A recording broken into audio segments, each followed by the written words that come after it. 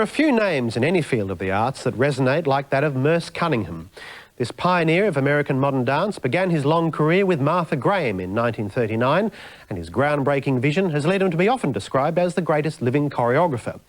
Now 88, Merce Cunningham was recently in Australia for the Melbourne International Arts Festival and spoke with Fenella Kernebone.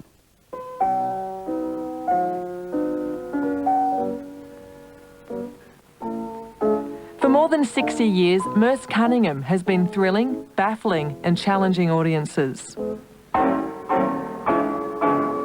We don't interpret something, we present something, we do something, and then any kind of interpretation is left up to anybody looking at it in the audience. One of his earliest experiences in the world of dance was oddly enough through tap with his then teacher, Maud Barrett. I could hear it still, the tapping. The rhythm was so precise and varied.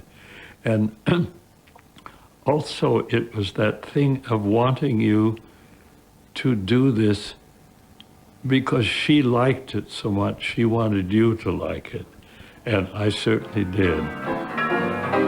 But it wasn't long before Merce Cunningham's abilities, aged just 20, saw him noticed by one of the pioneers of modern dance, Martha Graham, who has inspired generations of dancers and choreographers.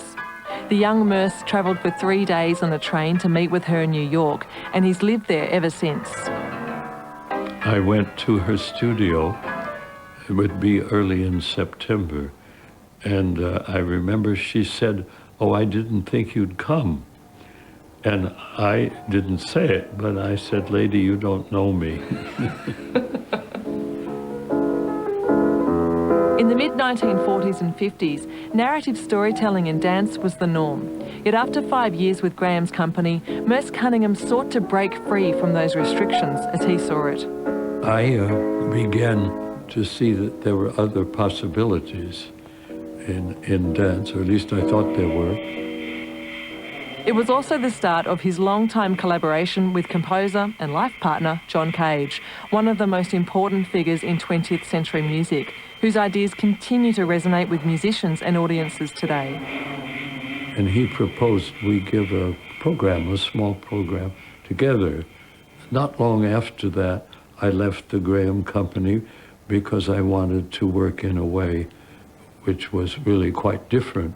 I simply decided years ago that I would make a dance free of the music, not in connection with it, and then we would put the sound and the dance together. Cunningham's choreography is described as creating a whole new vocabulary of movement, free of narrative and isolated from its musical score. As John once said when asked his question, "How do you do this?" John said, "Well, Merce does what he does, and I do what I do, and then for your convenience, we put it together." What reactions have you had to that? Well, all the way from absolute stupefaction on the part of an audience to people liking it very much. The Merce Cunningham Dance Company started in 1953, but it was a long time before audiences and critics caught on. It wasn't a very easy time, though, for you, wasn't it, in the 1950s? Terrible. Why was it so bad? Well, at that time, none of us had any money. As Rauschenberg said, we had only our poverty and our talent.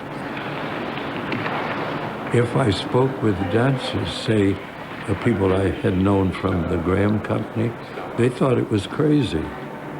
Apparently you had tomatoes thrown at you. Is that right? Well, in Paris, they threw things at us. But in London, we had this really, to us, astonishing season. The publics were interested because they could, even if they didn't like it, they could see there was something here that was working. Although Cunningham's principal collaborator was John Cage, who passed away in 1992, he's also worked with other important figures in visual arts and music, including Robert Rauschenberg, Andy Warhol and Jasper Johns. Mr. Johns cuts the finishing touches into the costumes. David Tudor warms up the electronic rig that will help him produce tonight's musical surprises. And Andy Warhol's silver pillows, which are the entire set, wander the stage, cloud-like, looking for a home.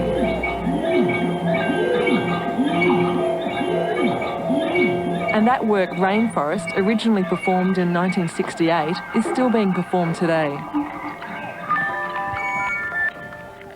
And as we saw in the Melbourne International Arts Festival recently, he's collaborated with some big-time acts of late, such as Radiohead and Icelandic outfit Sigur Rós, for the show Split Sides.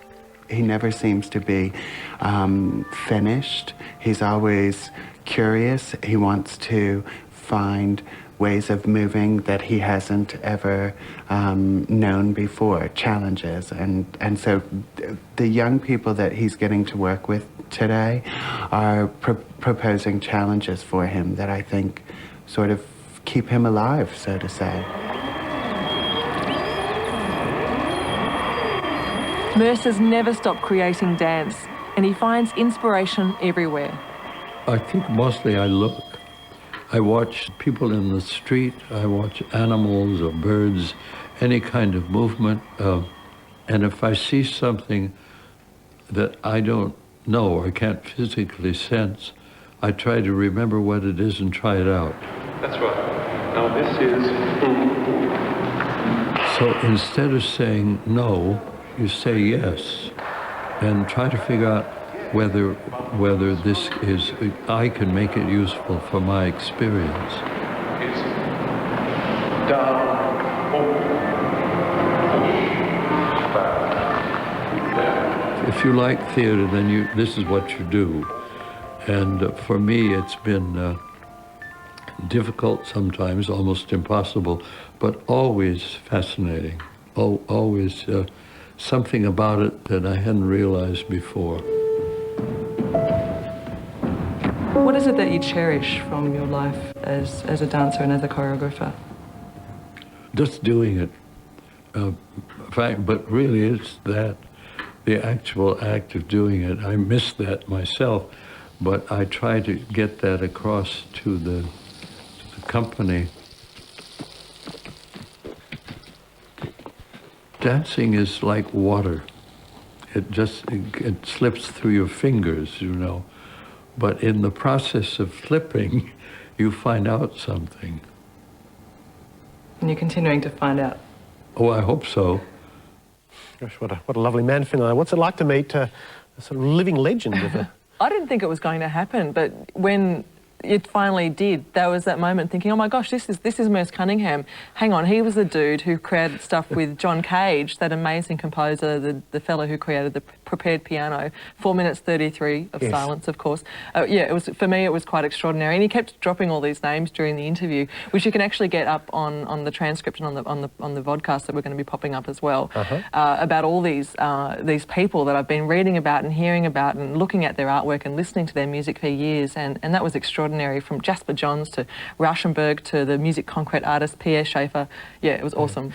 You can see why his choreography was so radical. It still is, don't you think, in some ways? Quite, yes, quite.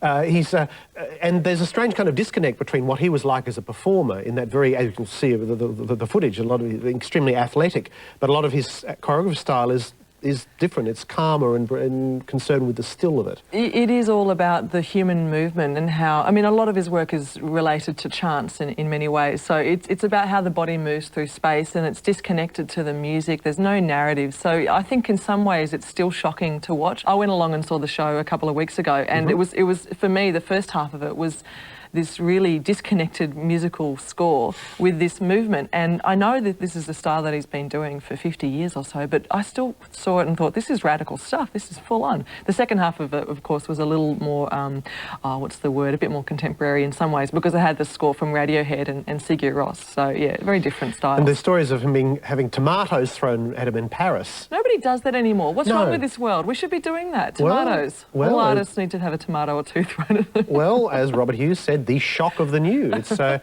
So what have you got for us next week, Fenella? A guy who similarly, but Australian, is a bit of a trailblazer, Percy Granger. There's this massive new retrospective of his work, which is on at the moment in Melbourne, and it's called Facing Percy Granger, and it looks at not only his music and his composition, performance and arranging, but also his private life, which for him was always famously on record. He was an auto-archivist, as they say. So Percy Granger next week. A very interesting character. We look forward to that, Fenella. Thanks very much. Thank you.